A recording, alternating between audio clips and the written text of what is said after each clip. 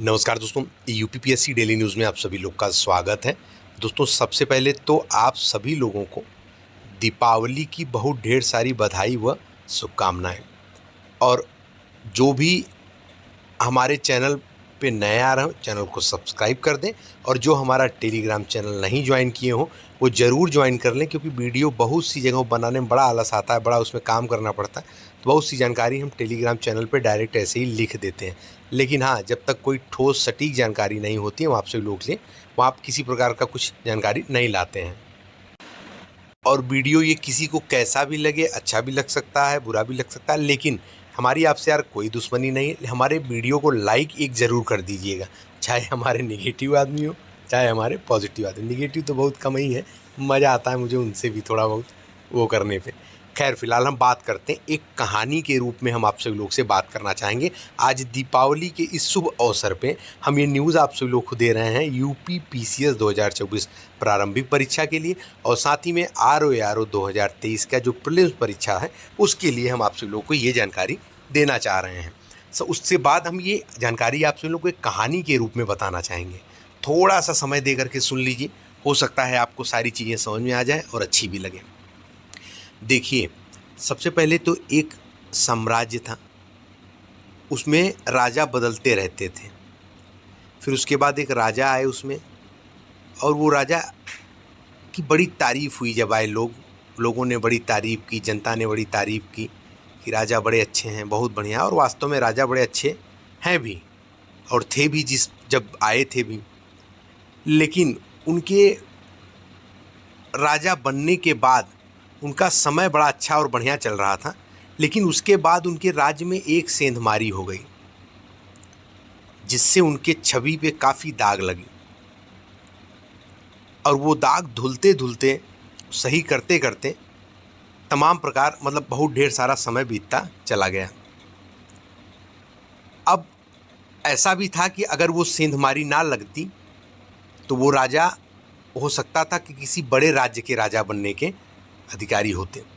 लेकिन इतनी सारी चीज़ें बुरी भली फिर जनता लोगों ने उनको कहनी शुरू कर दी, जैसा कि वो राजा एक्चुअल में थे नहीं उस प्रकार के, लेकिन समय अनुसार वो चीज़ें ऐसी होती चली गईं।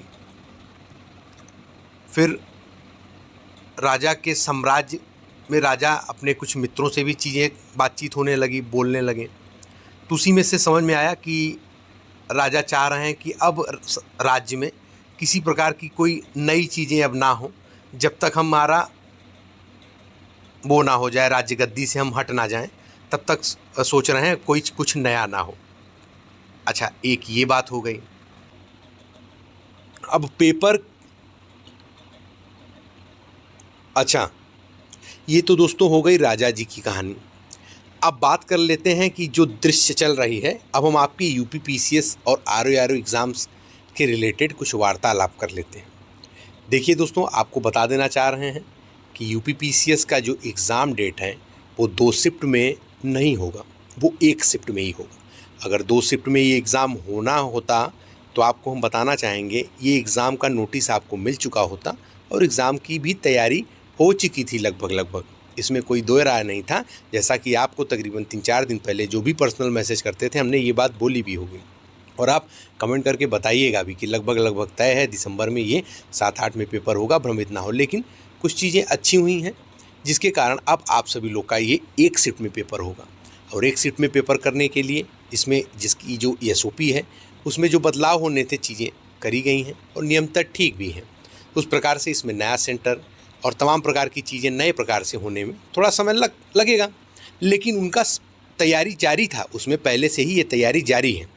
ऐसा नहीं कि तैयारी जारी नहीं है, ठीक है। अब वो पेपर 7-8 को नहीं होगा, क्योंकि तब तक तो मुश्किल है तैयारी कर पाना। 7-8 कह रहे हैं, 8 तारीख को या 7 तारीख के एक दिन में पेपर कर पाना मुश्किल है। लेकिन एक पेपर है, एक तारीख है 29 दिसंबर।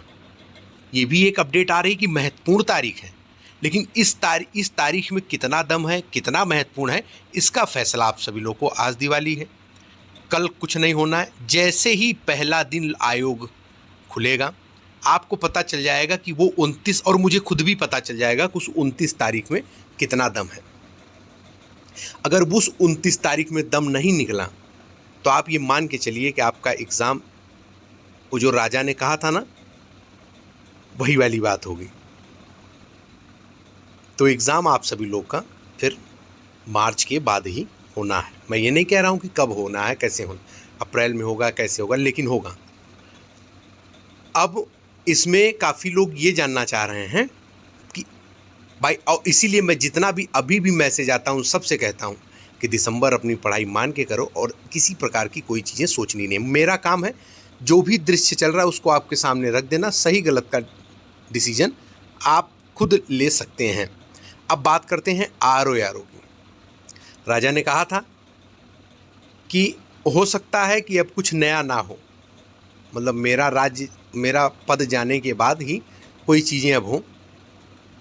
एक तो ये बात पे हम अमल कर सकते हैं, लेकिन PCS UPPSC के दृष्टि से हम यदि देखें तो कहानी कुछ ऐसी है कि शायद ROARO का जो एग्ज़ाम है आपका 2 शिफ्ट में ये आयोग करा ले। तैयारी तो हो ही रही थी कब, बहुत दिन से, और चल भी रही है ना। और उसमें चाहिए भी भाई कैसे भी करके भाई चीज़ें कि हो जाए, कम से कम साल में एक आध पेपर तो करा ही लें। लेकिन वही है कि अब जो अपडेट है हम वो दे रहे हैं, हम किसी के पक्ष या विपक्ष की बात नहीं कर रहे हैं, ठीक है। तो ये एक अपडेट है, एक राजा वाली अपडेट है और एक ये वाली अपडेट है। लेकिन हम जैसे जो लोग हैं जो आपको अपडेट पहुंचाते हैं वो दोनों तरफ से बातें मानते हैं, लेकिन किसी प्रकार से एकदम कन्फर्म चीज़ें नहीं कहते हैं। जो चीज़ें होनी है, जो चीज़ें होनी है और जिन चीज़ों को होने की पूर्णतः संभावना होती है, वही चीज़ें हम आप सभी लोग साथ में शेयर करते हैं। बस यही 3 बात है। एक शिफ्ट 29 दिसंबर या फिर उसके बाद PCS ROARO संभवतः 2 शिफ्ट 22-23 दिसंबर, अन्यथा फिर उसके बाद। किसी से मैंने कभी नहीं कहा कि आप मत पढ़िए, दिसंबर मान पढ़िए, हमेशा कहा। लेकिन नोटिस के संबंध में आपको ये नोटिस प्राप्त हो जाएगी। कुछ मीटिंग वगैरह अभी होनी है, हो जाएगी, और ये दीपावली के बाद ही आपको ये नोटिस प्राप्त हो जाएगी। तो यही एक अपडेट है। आप इसको जिस प्रकार से लेना चाहें, समझना चाहें, समझ लें। अब इस वीडियो के कमेंट को या जैसे भी वीडियो को भी हम दिवाली के बाद ही देखेंगे कि कितने लोगों ने पसंद किया, क्या किया, कैसे किया। बाकी जो भी चैनल पर नया आ रहा हो, जिनको वीडियो या चैनल अच्छा लगता हो, चैनल को सब्सक्राइब करके बेल आइकन जरूर प्रेस करके और वीडियो को लाइक ज़रूर कर दिया करें। मिलते हैं अगली वीडियो में, तब तक के लिए जय हिंद, जय भारत, नमस्कार।